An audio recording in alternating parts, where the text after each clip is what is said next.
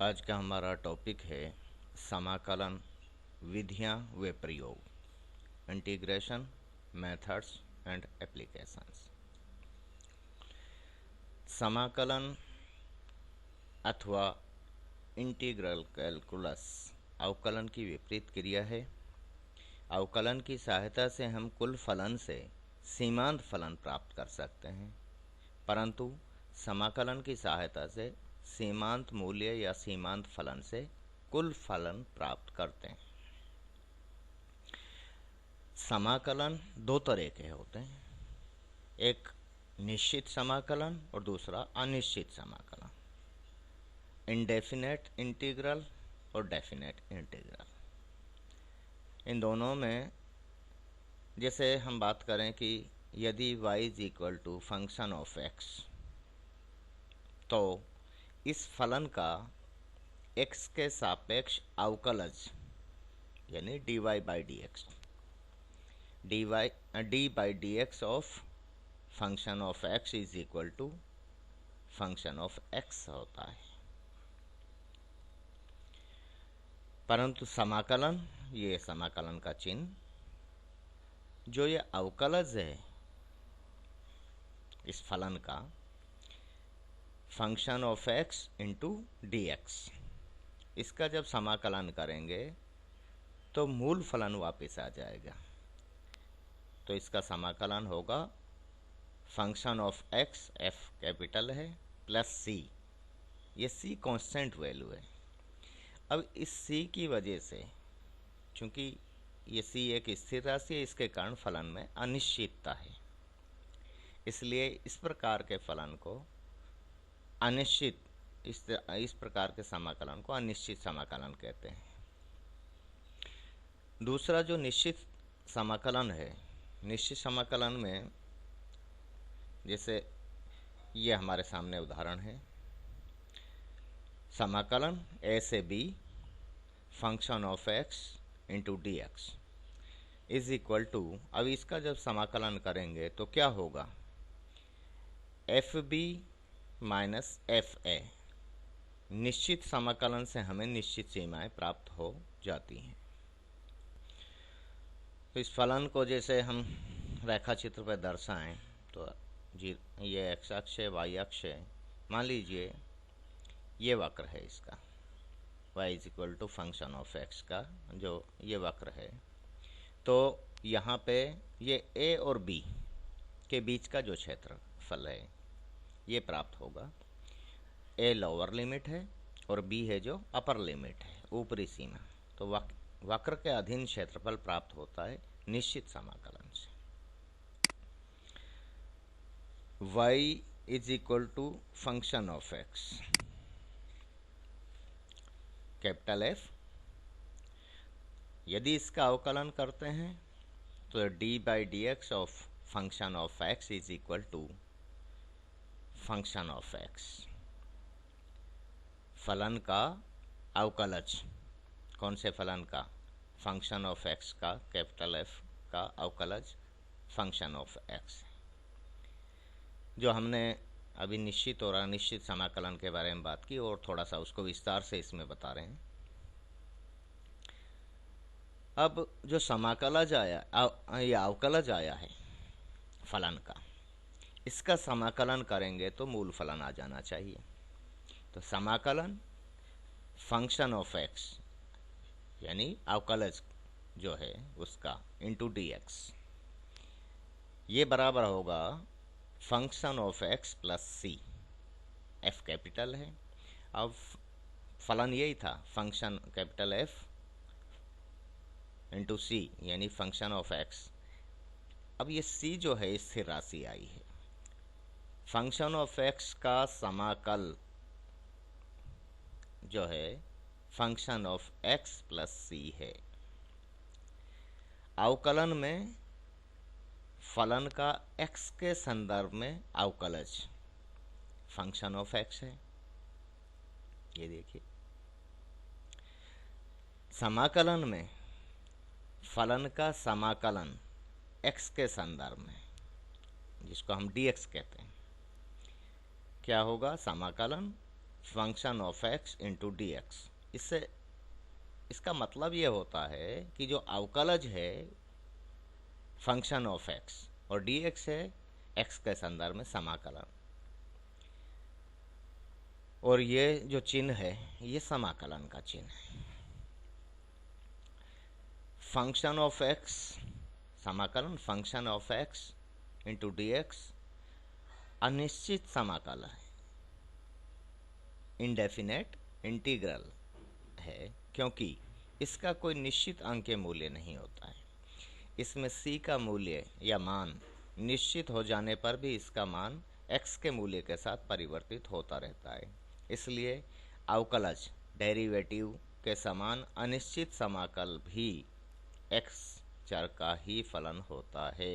ये अनिश्चित समाकलन के बारे में बात कर रहे हैं। दूसरा जो निश्चित समाकल है, डेफिनेट इंटीग्रल है। निश्चित समाकल में फलन का एक निश्चित अंकीय मूल्य प्राप्त होता है तथा इसकी धारणा वक्र के अधीन क्षेत्रफल एरिया अंडर द कर्व से मेल खाती है। समाकलन limit a to b function of x यानी अवकलज, और ये जो डी एक्स है इसको देखिए फंक्शन ऑफ एक्स है जो, इसको इंटीग्रैंड कहते हैं समाकल। डी एक्स का मतलब होता है एक्स के संदर्भ में समाकलन। तो जब इसका करेंगे समाकलन तो होगा फंक्शन ऑफ एक्स, लिमिट आ जाएगी ए टू बी। अब ए लोअर लिमिट है और बी अपर लिमिट है, तो फाइनली एफ बी, एक्स की जगह पहले तो बी रखेंगे ऊपरी सीमा और फिर निचली सीमा रखेंगे, तो F b minus F a, ठीक है, ये इसका समाकलन होगा। अब समाकलन के जो नियम हैं, रूल्स ऑफ इंटीग्रेशन, उनके बारे में बात करते हैं। देखिए, अगर आप थोड़ा सा भी विचार करेंगे तो कहीं कोई समस्या नहीं है। जैसा आपको पहले बताया है कि वास्तव में समाकलन जो है अवकलन की विपरीत क्रिया है। आपने अवकलन किया है, अब जैसे यहाँ देखिए, यहाँ इससे समझ में आ जाएगा, या फिर इसकी जगह हम ये उदाहरण ले सकते हैं कि यदि d by d x of x की घात n प्लस वन बटा n प्लस वन है, यानी कोई फलन y is equal to x की घात n प्लस वन बटा n प्लस वन है, तो उसका जब हम अवकलन करेंगे तो x की घात n आएगा, क्योंकि घात को पहले लिखेंगे और जो घात है उसमें से एक घटा देंगे। तो घात को जब पहले लिखेंगे तो n प्लस वन, एक्स की घात n plus one minus one बटा n प्लस वन, तो n प्लस वन से n प्लस वन कैंसिल हो जाता है, बचता है n की घात n। लेकिन शर्त यह है कि n माइनस वन नहीं होगा। अब इससे हमारा समाकलन का पहला नियम आता है। समाकलन x की घात n इंटू डी एक्स। करिए साहब इसका समाकलन। क्या करेंगे, जो x की घात है उसमें एक जोड़ देंगे, तो x की घात n है तो समाकलन करने पे हो जाएगा x की घात n प्लस वन, और जो घात आती है उस घात को लेके उसमें एक जोड़ के और इससे विभाजित कर देंगे, बटा में x n प्लस वन। ये तो इसका हुआ प्लस कांस्टेंट वैल्यू हो आएगी c।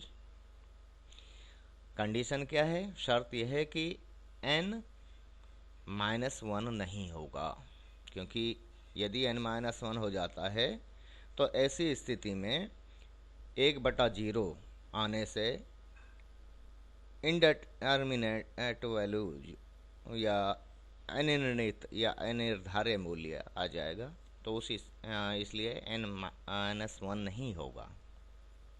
ठीक है, इसमें कोई दिक्कत नहीं होनी चाहिए। फिर से एक बार, समाकलन x की घात n इंटू डी एक्स बराबर क्या होगा, x की घात में एक जोड़ दीजिए, घात n है तो n+1 और उस का भाग दे दीजिए n+1 प्लस कांस्टेंट आएगा c। अब इसका आप अवकलन करके देख लो। अवकलन जब इसका करोगे तो x की घात n आ जाएगा। मतलब अवकलन जो है और समाकलन एक दूसरे की विपरीत क्रिया हो गई। इससे संबंधित एक उदाहरण लेते हैं। जैसे x की घात 7, x की पावर 7 का समाकलन करना है x के साथ अपेक्ष में, x के संदर्भ में। तो हमने लिखा समाकलन x की घात 7 इंटू डी एक्स। करिए साहब। अब अभी आपको बताया पावर रूल में कि x की घात में एक जोड़ दीजिए, जितनी भी है, वो चाहे धनात्मक है चाहे ऋणात्मक है, दोनों ही स्थितियों में। तो x की घात 7 है तो 7 में एक जोड़ा, 7 + 1 बटा, अब ये जो है इसका भाग दे दीजिए 7 + 1 प्लस कांस्टेंट वैल्यू c। ठीक है, ये हो गया समाकलन। बस अब आप इसको हल कर लीजिए, सरल कर लीजिए। x की घात 8 हो गया बटा में 8 प्लस c, ये इसका आंसर होगा। इसी तरह से x इंटू डी एक्स का समाकलन कीजिए, या समाकलन कीजिए x का x के संदर्भ में। तो क्या होगा, अब x की घात कितनी है, 1 है, या x लिख दीजिए चाहे x की घात 1 लिख दीजिए, दोनों का मतलब एक ही है। बराबर x की घात 1 + 1 बटा 1 + 1 प्लस कांस्टेंट c। अब मुझे हम पता नहीं है, आपको पता नहीं है कि c कितना है, बस ये है कि एक स्थिर राशि। हो गया सब समाकलन। बस सरल कर दीजिए। x की घात कितनी हो गई, 1 + 1 बराबर 2, तो x की घात 2 बटा में 2 प्लस c, ये इसका आंसर हो। इसी तरह से एक और उदाहरण लीजिए कि यदि कोई फलन √x है तो इसका समाकलन कीजिए। तो समाकलन √x into d x is equal to क्या होगा। अब √x का मतलब होता है x की घात 1/2। ठीक है, तो इसे ऐसे ही लिखिए, समाकलन चिन्ह आएगा सामने, x की घात 1/2 इंटू डी एक्स। अब कीजिए, x की घात में एक जोड़ दीजिए, चाहे वो कितनी भी हो उसमें जुड़ेगा, x की घात 1/2 प्लस 1 बटा में 1/2 प्लस 1 प्लस c। अब यहाँ एलसीएम लोगे तो आप 2 आएगा, तो 1 + 2 तो 3/2। x की घात भाई आधी और 1 डेढ़ का मतलब 3/2, तो x की घात 3/2 बटा में 3/2 प्लस c, ये हो गया। तो देखिए आपको पता है कि चौथी संख्या ऊपर आ जाती है और तीसरी संख्या नीचे चली जाती है। तो यहाँ 2/3 होगा, ये 2/3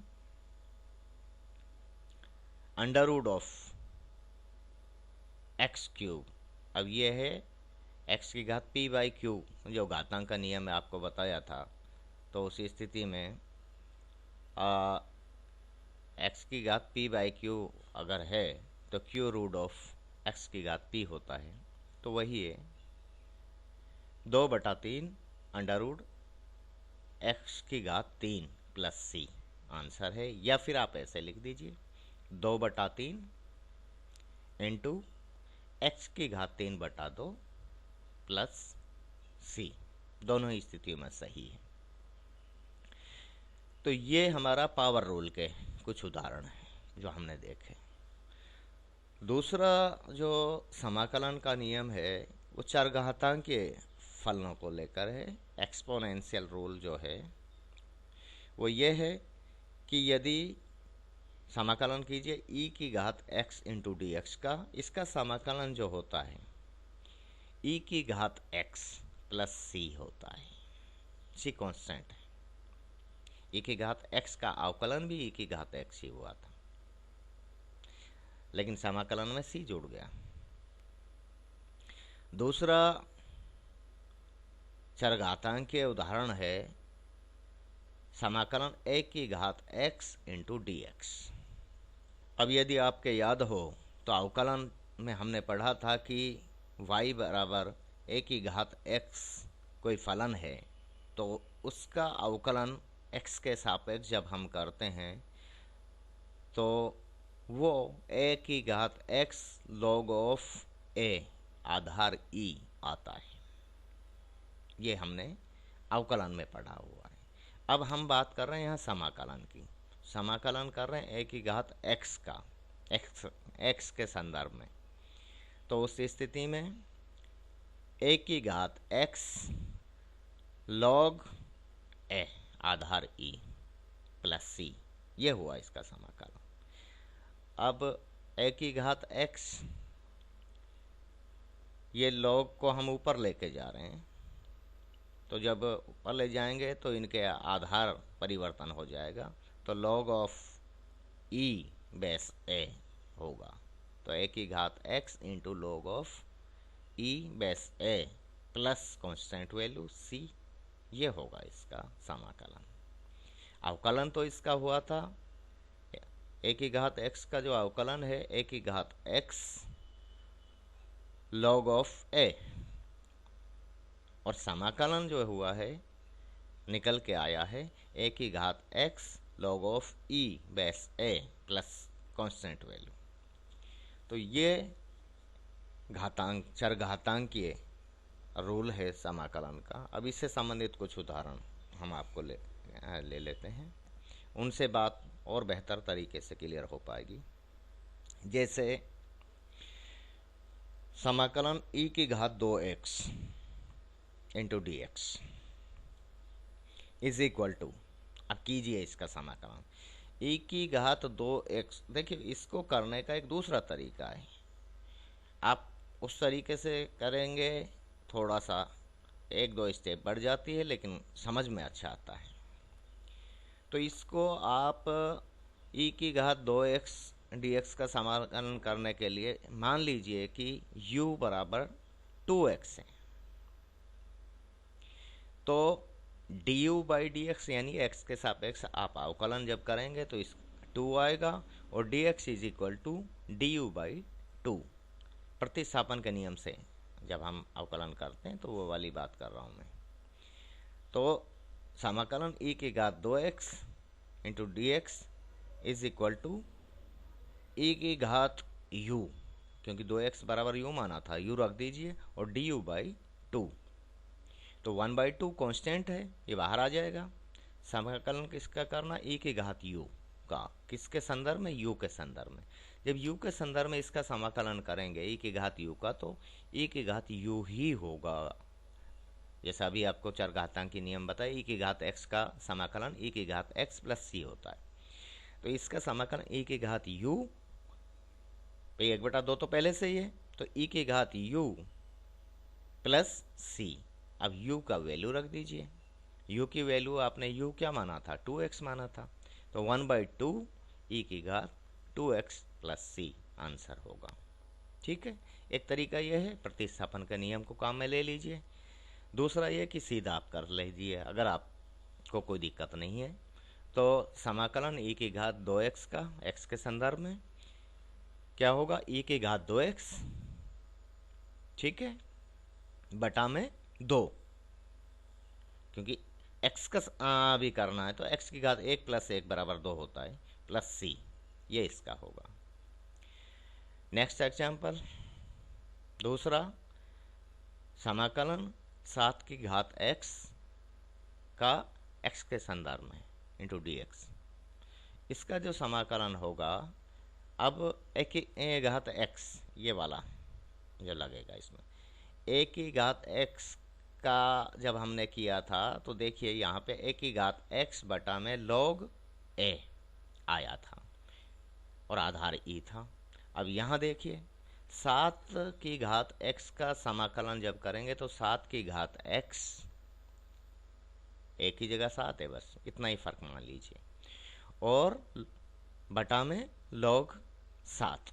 आधार ई प्लस सी जो कांस्टेंट वैल्यू है। तो इस लॉग को ऊपर ले जाइए, तो 7 की घात x इंटू लॉग ऑफ ई। अब आधार बदल जाएगा, नीचे से ऊपर जब जाएंगे तो जो आधार था वो घात में चला जाएगा और घात आधार में आ जाएगी। तो 7 की घात x जो into log of E base 7 plus C, ये सी जो कांस्टेंट है, ये इसका समाकलन हो गया। तो ये चरघातांकीय समाकलन के कुछ उदाहरण हैं। आज के लिए इतना ही। समाकलन क्या होता है और समाकलन के हमने 2 नियम पढ़े हैं, एक पावर रूल पढ़ा है और दूसरा चरघातांकीय एक्सपोनेंशियल रूल पढ़ा है। नेक्स्ट लेक्चर में बाकी दूसरे नियमों से हम परिचित होंगे। अब आप इसकी घर पे प्रैक्टिस कीजिए, जितनी अच्छी प्रैक्टिस करेंगे उतना आपके लिए उपयोगी रहेगा, समझ में आएगा। धन्यवाद।